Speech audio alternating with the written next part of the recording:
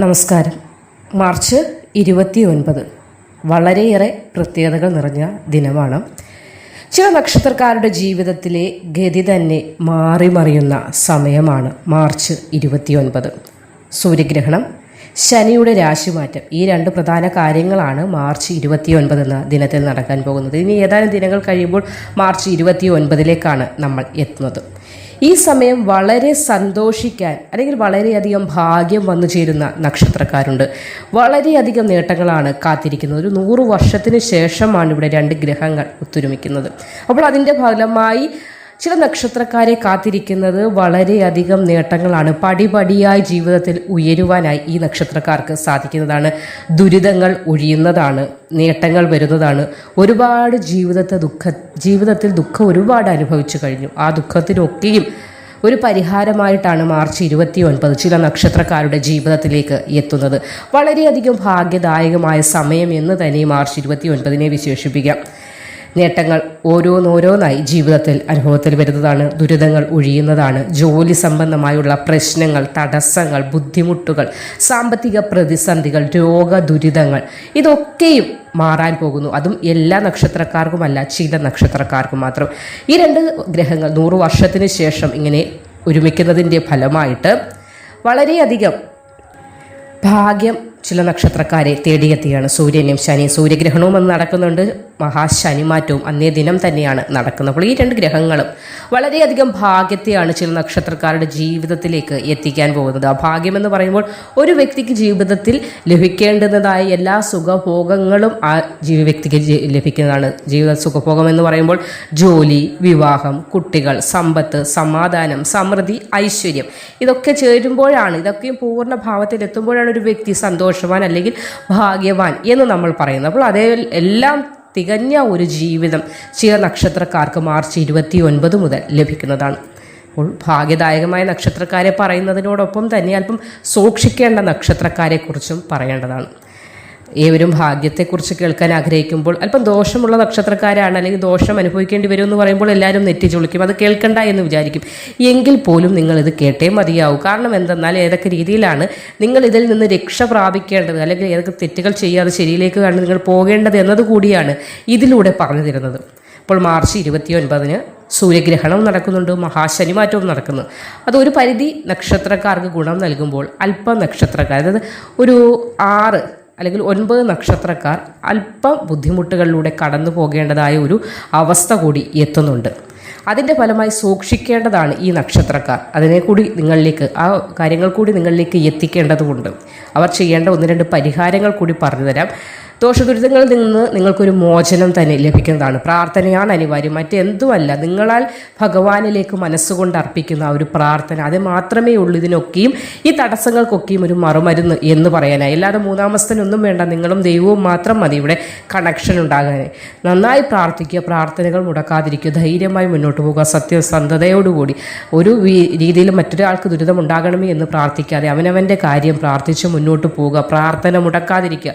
രാവിലെയും വൈകിട്ടും പ്രാർത്ഥിക്കുക, എപ്പോഴൊക്കെ പറ്റുമ്പോഴൊക്കെ. ആഹാരം കഴിക്കുമ്പോൾ പ്രാർത്ഥിക്കുക, നല്ല രീതിയിൽ വീണ്ടും അതേപോലെ തന്നെ ആഹാരം കഴിക്കാനുള്ള ഭാഗ്യം തരണേ എന്നത്. അങ്ങനെ തുടങ്ങി എല്ലാ കാര്യങ്ങളും പ്രാർത്ഥിച്ച് മുന്നോട്ട് പോയി കഴിഞ്ഞാൽ എല്ലാ ദോഷങ്ങളിൽ നിന്ന് നിങ്ങൾക്കൊരു മോചനം ഉണ്ടാകുന്നതാണ്. അപ്പോൾ ഒരു 9 നക്ഷത്രക്കാർ മാർച്ച് 29 മുതൽ സൂക്ഷിക്കേണ്ടതായിട്ടുണ്ട്. ആ നക്ഷത്രക്കാർ ആരൊക്കെയാണ് എന്നതിനെക്കുറിച്ച് പറഞ്ഞു തരാം. ചാനൽ ആദ്യമായി കാണുന്നവരാണെങ്കിൽ ഒന്ന് സബ്സ്ക്രൈബ് ചെയ്തിട്ട് തുടർന്ന് കാണാനായി ശ്രമിക്കുക. അശ്വതി, ഭരണി, കാർത്തിക നക്ഷത്രക്കാർ സാമ്പത്തിക പ്രതിസന്ധികൾ മാർച്ച് 29 മുതൽ ഉടലെടുക്കാനുള്ള സാധ്യത കാണുന്നുണ്ട്. അതുകൊണ്ട് തന്നെ കടം കൊടുക്കുവാനോ കടം വാങ്ങുവാനോ പാടില്ല. ഇങ്ങനെ വരുമ്പോൾ എന്താണെന്ന് ചോദിച്ചാൽ പിന്നീട് കൊടുക്കാൻ പറയുന്ന സമയത്ത് തിരിച്ചു കൊടുക്കാനോ അല്ലെങ്കിൽ തിരിച്ചു കിട്ടാനോ ഉള്ള ബുദ്ധിമുട്ട് വന്നേക്കാം. അത് വലിയ വിഷയങ്ങളിലേക്ക് കൊണ്ടെത്തിക്കും. അതുകൊണ്ട് തന്നെ ഈ സമയം സാമ്പത്തിക കാര്യങ്ങൾ വളരെയധികം ശ്രദ്ധ വേണം. വരവിനേക്കാൾ ചിലവ് കൂടാൻ സാധ്യതയുണ്ട്. ചിലവ് കൂടി വരുമ്പോൾ നമ്മൾ അടുത്തുള്ള ആളുകളിൽ നിന്നോ അല്ലെങ്കിൽ എങ്ങനെയുമൊക്കെ ധനം സ്വരൂപിക്കാനുള്ള ശ്രമങ്ങൾ നടത്തും. അത് നമ്മൾക്ക് വീണ്ടും ബുദ്ധിമുട്ടായി ഭവിക്കും. അതുകൊണ്ട് വരവ് കൂട്ടാതിരിക്കാൻ, അതായത് നിങ്ങളിലേക്ക് ഉള്ള ധനത്തിനനുസരിച്ചുള്ള ചിലവുകൾ നടത്തുക. വരവ് കൂട്ടാതിരിക്കാനല്ല, നിങ്ങളിലേക്ക് ഉള്ള ആ ഒരു ധനത്തിനനുസരിച്ച് അല്ലെങ്കിൽ വരവുള്ളതിനനുസരിച്ചുള്ള ചിലവുകൾ മാത്രം മിതമായി കൊണ്ടുപോകാൻ മാർച്ച് 29 മുതലൊന്ന് ശ്രമിക്കേണ്ടത് അത്യാവശ്യമാണ്. ആരോഗ്യകാര്യങ്ങളിൽ ശ്രദ്ധ അത്യാവശ്യം. അതായത് കൃത്യസമയം ഭക്ഷണം കഴിക്കുക, വെള്ളം കുടിക്കുക, സ്വയ ചികിത്സയ്ക്ക് മുതിരാതിരിക്കുക. എന്തെങ്കിലും ഒരു ചെറിയ ബുദ്ധിമുട്ട്, ഒരു പനിയോ ഒരു തലവേദനയോ വന്നാൽ പോലും അത് മരുന്ന് കഴിക്കുക, ഡോക്ടറെ സമീപിക്കുക. അത് മാത്രമല്ല, ഉള്ളിൽ വെച്ചുകൊണ്ടിരിക്കാതിരിക്കുക. അതായത് മനസ്സിൽ വെച്ച് വേദന എന്തെങ്കിലും ഉണ്ടെങ്കിൽ അതിങ്ങനെ മനസ്സിൽ വെച്ച് സ്വയം ഉരുകാതിരിക്കുക. കുട്ടികളോടോ അല്ലെങ്കിൽ അച്ഛനോടോ അമ്മയോടോ ഭാര്യയോടോ ഭർത്താവിനോടോ ഒക്കെ പറയുക. എന്തെങ്കിലുമൊക്കെ വേദനയോ ബുദ്ധിമുട്ടോ ശരീരത്തിനുണ്ടെങ്കിൽ ഇത് വെച്ചുകൊണ്ടിരിക്കരുത്.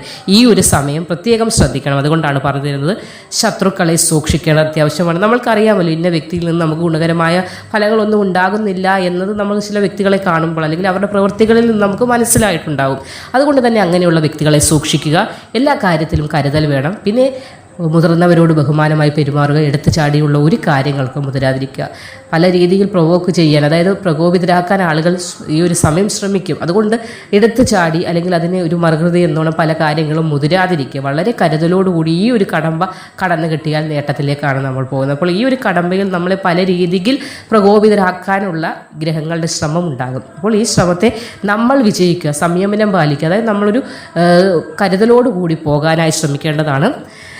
മാർച്ച് 29 മുതൽ സന്ധ്യയ്ക്ക് വിളക്ക് കത്തിച്ചതിന് ശേഷം ഒരു കർപ്പൂരം എടുത്ത് തലയ്ക്കൊന്നൊഴിഞ്ഞ് കത്തിച്ച ഒരു മാറ്റം ഉണ്ടാകുന്നതാണ്. അവിടെ ഒന്നും ചെയ്യേണ്ട, പ്രാർത്ഥിച്ച് വിളക്ക് കത്തിച്ച് പ്രാർത്ഥിച്ചതിന് ശേഷം ഒരു കർപ്പൂരം എടുത്ത് തലയ്ക്കൊന്നൊഴിഞ്ഞ് 3 വെട്ടമോ അല്ലെങ്കിൽ 7 വെട്ടമോ തലയ്ക്കൊന്നൊഴിഞ്ഞ് കത്തിച്ചാൽ മാത്രം മതിയാകും. അതുമാത്രം കർപ്പൂരം കത്തിച്ചു എന്ന് പറഞ്ഞുകൊണ്ട് മാത്രമല്ല, പ്രാർത്ഥന എപ്പോഴും പ്രാർത്ഥിക്കുക, മന്ത്രോച്ചാരണം നടത്തിക്കൊണ്ടേയിരിക്കുക. ഫലം ഉണ്ടാകുന്നതാണ്. ഗുണങ്ങൾ ഏറുകയും ദോഷങ്ങൾ ഒഴിയുകയും ചെയ്യുന്നതാണ്.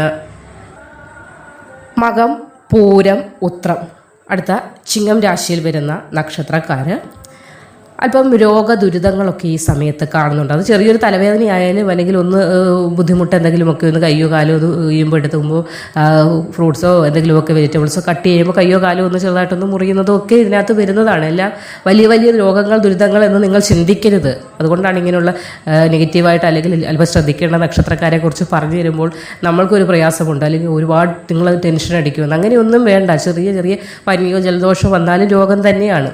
അതിന് ചികിത്സിക്കേണ്ടതായി വരും, ആശുപത്രി പോകേണ്ടതായി വരും. അതൊക്കെയുള്ളൂ. ശത്രുക്കളെ സൂക്ഷിക്കുക. പേര്, പ്രശസ്തി ഇതൊന്നും തകരാതിരിക്കാൻ ശ്രദ്ധിക്കുക. അതായത് നിങ്ങൾക്ക് ഈ ഒരു സമയം നല്ല പേരുണ്ടാക്കി നമ്മൾ വെച്ചതിന് അല്പം തകർച്ച അല്ലെങ്കിൽ കോട്ടമൊക്കെ ഉണ്ടാകാൻ സാധ്യതയുള്ളതിനാൽ തന്നെ അത് വരാതിരിക്കാൻ ശ്രദ്ധിക്കുക. അനാവശ്യമായി ആരുടെ കാര്യങ്ങളിലും ചെന്ന് തലയാടാതിരിക്കുക. തീരുമാനങ്ങൾ എടുക്കുമ്പോൾ വളരെ ശ്രദ്ധ അനിവാര്യമാണ്. പണം ഉപയോഗിക്കുമ്പോൾ വളരെ ശ്രദ്ധ വേണം. മോശമായ ശീലങ്ങളൊന്നും തന്നെ തുടങ്ങരുത്. അല്പം ടെൻഷനൊക്കെ വരുമ്പോൾ ചില കാര്യങ്ങൾ, അതായത് മദ്യം അല്ലെങ്കിൽ എന്തെങ്കിലും കാര്യങ്ങളെ അഡിക്ഷൻ ഉണ്ടാകാനുള്ള രീതിയിലേക്ക് മനസ്സിനെ കൊണ്ടുപോകരുത്. നമ്മൾ പ്രാർത്ഥനയാണ് നിങ്ങൾക്ക് ഇപ്പോൾ ഏറ്റവും അനിവാര്യമായി വേണ്ടുന്ന മരുന്ന്. സ്വന്തം കാര്യം നോക്കി മുന്നോട്ട് പോകാനായി ശ്രമിക്കുക.